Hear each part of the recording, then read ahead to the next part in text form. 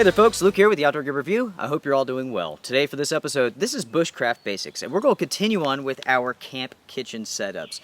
There's so many different ways that you can go about setting up your camp kitchen, and this is another way. And this is called the Yardarm. Go ahead and get comfortable. Let's get started.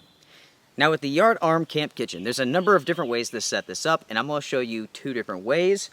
And really for this, you only need two components. You're going to need a long stick, which you're going to break. You're going to size for your needs. And for this setup, we're going to use this piece of wood, which I just recently cut from a fallen tree. And as you can see here, this forms a sort of Y, right? So basically what we're going to do is we're going to have this sitting next to our campfire with our stick, which is supported and braced. And we will put our cooking pot on the end of this stick and have it so it's sitting over the fire. It's very, very simple to do, and it works very, very well. Now for this setup, I don't need a stick that's very, very long, so I guess we'll just start it right about here. That looks pretty good. Now I'm going to take out my knife, and I'm going to carve a point right onto the end here.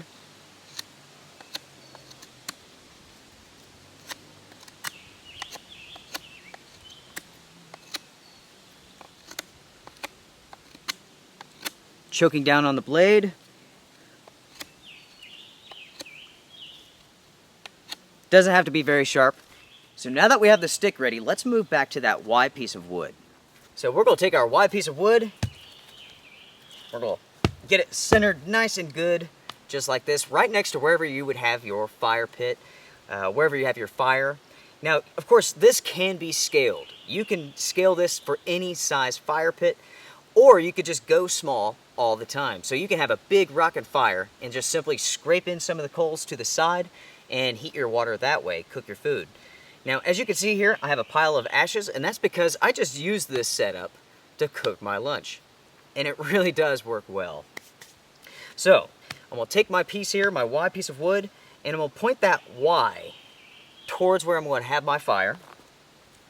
Then, I'm going to take the stick, which I just recently carved a point to. I'm going to have this piece jutting up over my fire. And like I said, you can scale this so that it will fit any sort of fire that you're going to have. Even with a small Y block, you can adjust it so that you have the right angle and the right distance away from your fire.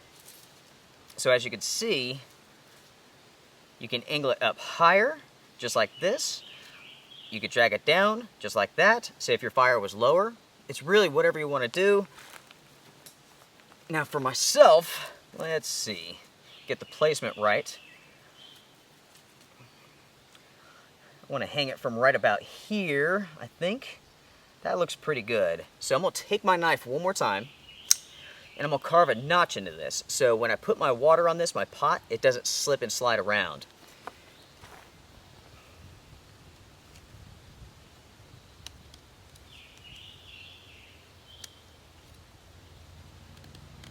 You could do this with green wood, you can do this with dead wood, whatever you have around you. If you're using dead wood, don't make your notch too deep, because that would become the weakest point of your yardarm. Okay, so that looks pretty good right there. I'm going to hammer this into the ground just a little bit.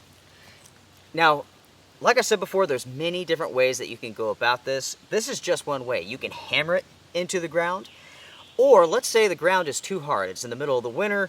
You're not going to be able to penetrate the earth. You can use weight to hold this into place. And just like that.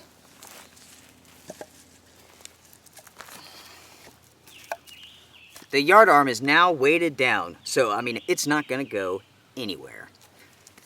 So just to go over this one more time, as you can see here, you have your yard arm, which is supported by this Y stake here, this Y block. The yard arm is being held down by all of this weight.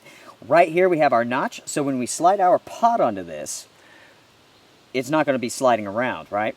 Now if we need to, you can carve additional notches in this, so you can move that pot any way that you need to. So here we go, here's our cook set for this trip.